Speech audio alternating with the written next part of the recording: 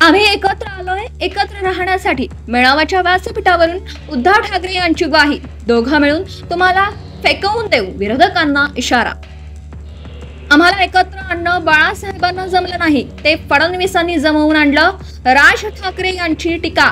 तर आमच्यातला अंतरपाठ अनाजी पंतांनी दूर केला, उद्धव ठाकरेंचा हल्लाबोल। विजयी मेळाव्यामध्ये रुदाली दिसली। देवेंद्र फडणवीसांचा ठाकरे बंधूंच्या मनोमिलनावरती निशाणा।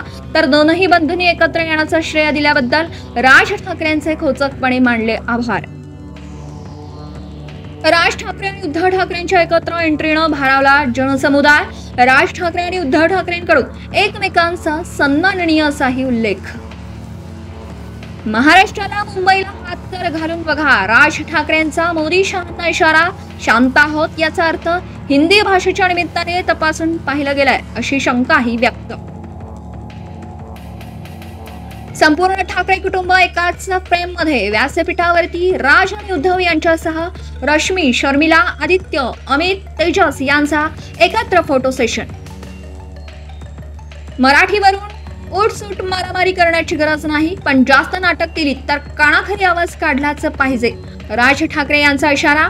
मारल्याचा व्हिडिओ काढू नका असाही सल्ला। आदित्य ठाकरे आणि अमित ठाकरेंनी वेधून घेतलं सगळ्यांचाच लक्ष। दोघांच्या व्यासपीठावरती एकत्र एंट्री, एकमेकांना मारली मिठी। मराठीच्या मुद्द्यावर एकत्र आलेले बघून आता जातीचा कार्ड खेळतील, राज ठाकरेंनी करून दिली जाणीव। मराठी लोकांना तोडण्यावरील विरोधक जोर देतील, असंही वक्तव्य।